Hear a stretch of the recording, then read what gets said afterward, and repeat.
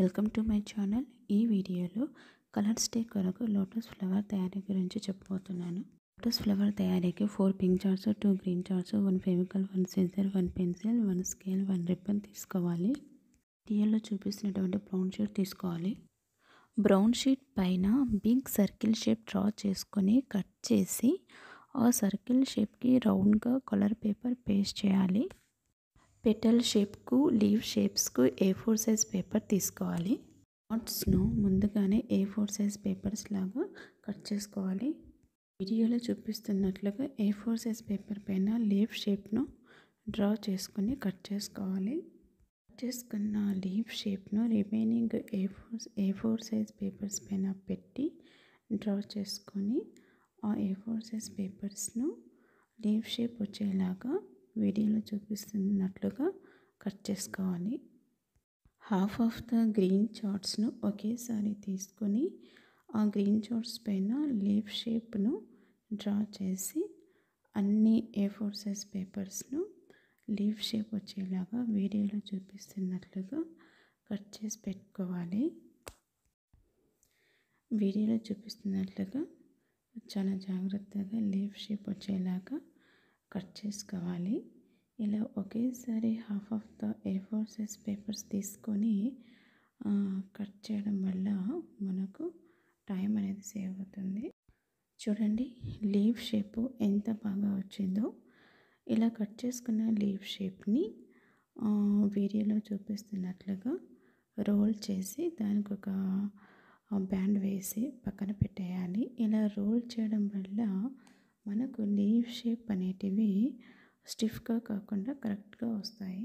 Next petals కొరకు ముందుగానే cut చేసుకున్న పెటల్ షేప్ని A4 సైజ్ పేపర్ పైన పెట్టి ఆ పెటల్ షేప్ని డ్రా చేసి A4 సైజ్ పేపర్స్ను half of the A4 size papers తీసుకొని వీడియోలో చూపిస్తున్నట్లుగా A4 సైజ్ పేపర్స్ను పెటల్ షేప్ వచ్చేలాగా వీడియోలో చూపిస్తున్నట్లుగా కట్ చేసుకోవాలి. ఈ పెటల్ షేప్స్ ఎంత బాగా వచ్చాయో ఈ పెటల్ షేప్స్ని కూడా రోల్ చేసి బ్యాండ్ వేసి పక్కన పెట్టేయాలి. ఇలా రోల్ చేసి పక్కన పెట్టేయడం వల్ల మనకు పెటల్స్ అనేటివి స్టిఫ్గా కాకుండా న్యాచురల్గా వస్తాయి. Remaining half of the A4 size పేపర్స్ని కూడా పెటల్ షేప్ వచ్చేలాగా పెటల్ షేప్ను A4 సైజ్ పేపర్స్ పైన పెట్టి వీడియోలో చూపిస్తున్నట్లుగా పెటల్ షేప్ వచ్చేలాగా కట్ చేసుకోవాలి. చూడండి వీడియోలో చూపిస్తున్నట్లుగా కట్ చేసుకున్నాక పెటల్ షేప్ అనేది ఎంత బాగా వచ్చిందో ఈ పెటల్ షేప్స్ని కూడా రోల్ చేసి బ్యాండ్ వేసి పక్కన పెట్టేయాలి. చెప్పాను కదా, రోల్ చేయడం వల్ల పెటల్స్ అనేటివి స్టిఫ్గా కాకుండా మనకు న్యాచురల్ పెటల్స్ ఎలా ఉంటాయో అలా కనపడతాయి. అందుకని రోల్ చేసి పక్కన పెట్టేయాలి. నెక్స్ట్ కట్ చేసుకున్న రోజ్ పెటల్స్ను తీసుకొని ఆ పెటల్స్కు సెంటర్లో కట్ చేసి ఫెవికల్ అప్లై చేసి వాటిని సెంటర్లో వీడియోలో చూపిస్తున్నట్లుగా పేస్ట్ చేయాలి. ఇలా పేస్ట్ చేయడం వల్ల రోజ్ పెటల్స్ మనకు న్యాచురల్గా కనపడతాయి. చూడండి ఎంత బాగా కనపడుతుందో, న్యాచురల్ పెటల్ లాగా కనపడుతుంది కదా. అలాగే రిమైనింగ్ రోజ్ పెటల్స్కి అన్నీ కూడా వీడియోలో చూపిస్తున్నట్లుగా సెంటర్లో కట్ చేసి ఫెవికల్ అప్లై చేసి వాటిని జాయిన్ చేసి అలా షేప్ రోజ్ పెటల్ షేప్ వచ్చేలాగా అన్నిటినీ మనం చేసుకోవాలి. వీడియోలో చూపిస్తున్నట్లుగా చేసేసేయాలి. నెక్స్ట్ కట్ చేసి పెట్టుకున్న సర్కిల్ షేప్ను తీసుకోవాలి. ఈ సర్కిల్ షేప్కు లీవ్స్ పైన ఫెవికల్ అప్లై చేసి ఆ సర్కిల్ షేప్కు లీవ్స్ని అన్నీ జాయిన్ చేసేయాలి. వీడియోలో చూపిస్తున్నట్లుగా జాయిన్ చేసేయాలి.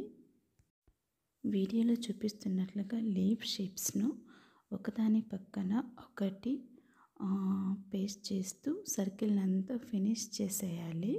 ఇలా లీవ్ షేప్స్ని అన్నీ మనము పేస్ట్ చేసేసాక ఆ లీవ్ షేప్స్కు సెంటర్లో అంటే ఆ లీవ్ షేప్స్ పైన అంటే సర్కిల్ షేప్కు దగ్గరలో ఫెవికల్ను రౌండ్గా అప్లై చేసేసి మనం కట్ చేసి పెట్టుకున్న రోజ్ పెటల్స్ను ఒక్కొక్కటి తీసుకొని, అంటే టూ లీవ్స్ సెంటర్లో ఒక్కొక్క రోజ్ పెటల్స్ని పేస్ట్ చేస్తూ సర్కిల్ అంతా ఫినిష్ చేసేసేయాలి.